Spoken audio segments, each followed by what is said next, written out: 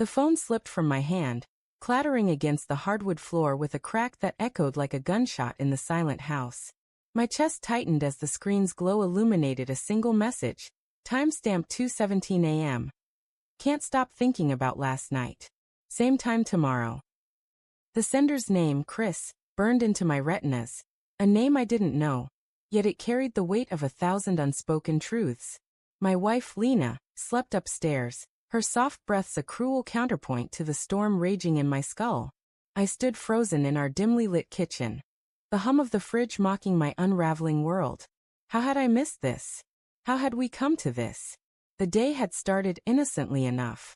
Lena had kissed me goodbye that morning, her lips brushing mine with a distracted warmth as she rushed out for her work dinner.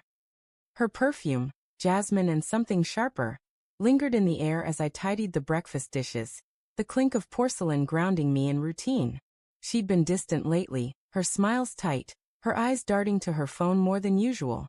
I'd chalked it up to stress. Her new promotion at the law firm demanded late nights, client schmoozing, and endless emails. Don't expect priority treatment, she'd teased last week, her voice light but edged with something I couldn't place. I'd laughed it off, assuming it was her way of warning me about her packed schedule. Now, that phrase clawed at me, a taunt I hadn't understood until this moment. I retrieved the phone, my hands trembling as I reread the message. My thumb hovered over the screen, torn between scrolling for more and smashing the device to pieces. The house felt too big, its shadows too deep, as if the walls themselves were holding secrets. I climbed the stairs, each creak underfoot amplifying the dread pooling in my gut. Lena's phone lay on her nightstand, its lock screen a photo of us at last year's anniversary. Her head on my shoulder, my grin wide and clueless. I typed in her passcode, our wedding date, and the screen unlocked with a soft click. My heart pounded as I opened her messages, the blue light casting harsh shadows across my face. There were dozens of texts from Chris. Some were mundane. Lunch at 1. But others were daggers. Miss you already. Last night was everything. My stomach churned as I scrolled, each word a fresh wound. A photo loaded slowly. Lena, laughing in a dimly lit bar, her hand on a man's arm. He was tall, broad-shouldered, with a smirk that screamed confidence. I didn't know him, but I hated him. Worse, I hated how I'd ignored the signs. The late nights, the locked phone, the way she'd started wearing that red dress I loved, but never for me. I sank onto the edge of the bed, the mattress dipping under my weight. Lena stirred, her dark hair splayed across the pillow, her face serene in sleep. How could she look so peaceful while my world collapsed? Part of me wanted to shake her awake, demand answers, scream until the truth spilled out. But another part, a weaker, more desperate part, whispered that maybe I'd misunderstood. Maybe Chris was just a friend, a colleague. Maybe I was the paranoid one, twisting innocent moments into betrayal. I clung to that hope, fragile as it was, because the alternative was unbearable. The next morning, I played the part of the oblivious husband. I made coffee, the gurgle of the machine filling the tense silence as Lena shuffled into the kitchen, her eyes heavy with sleep. "Morning," she mumbled, brushing past me to grab a mug. Her fingers grazed mine, and I flinched, the contact sparking a mix of longing and revulsion. "You okay?" she asked, her brow furrowing. I forced a smile, my voice steady despite the chaos inside. "Just tired. Long night." She nodded, distracted, already checking her phone. I watched her thumbs move, each tap a potential lie, and my resolve hardened. I needed proof, not just fragments of doubt. That evening, she announced another work thing. I nodded, my face a mask of calm as I suggested she take my car. Easier to track with the GPS app we shared. She hesitated, her eyes flickering with something, guilt? Suspicion?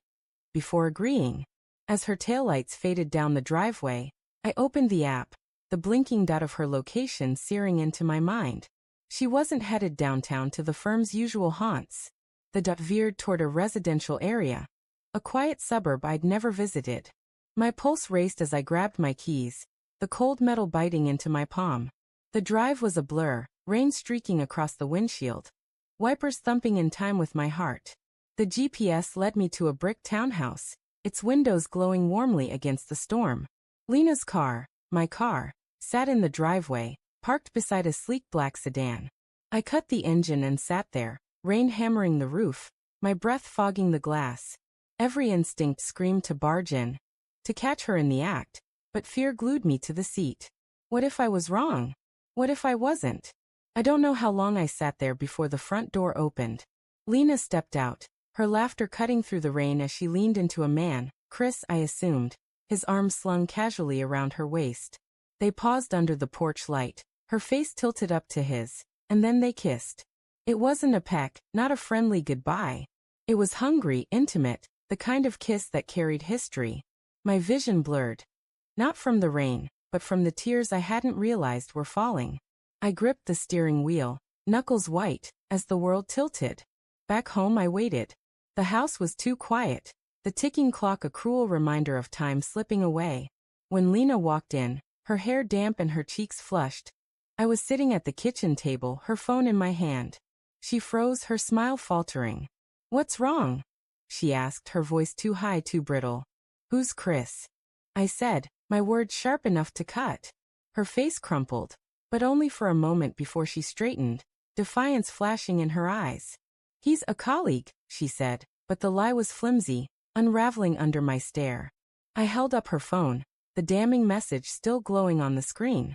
She opened her mouth, then closed it, her shoulders sagging. "It wasn't supposed to happen," she whispered, tears welling. "It was just, I don't know, a mistake. I still love you." Her words were a lifeline, but they felt hollow. I wanted to believe her, to rewind to when her love was my anchor. But the truth was a blade, and it had already cut too deep. "A mistake?" I echoed, my voice rising. "You've been lying for months. You prioritized him." She flinched, and in that moment, I saw the woman I'd married, flawed, human, caught in her own web of choices. But I also saw the stranger she'd become, someone who'd chosen to fracture us. "I'm sorry," she sobbed, reaching for me. But I stepped back, the space between us a chasm. The next morning, I packed a bag. Not because I wanted to leave, but because staying felt like surrendering. As I zipped it shut, Lena stood in the doorway, her face a map of regret. "Where are you going?" she asked, her voice small. "Away," I said, my throat tight. "I need to figure out if I can still trust you. Or myself." As I drove into the dawn, the road stretching endlessly before me, I realized the betrayal wasn't just hers. I'd betrayed myself, ignoring the signs, clinging to a love that had already slipped through my fingers. The rearview mirror showed our house fading, and with it, the life I thought I knew.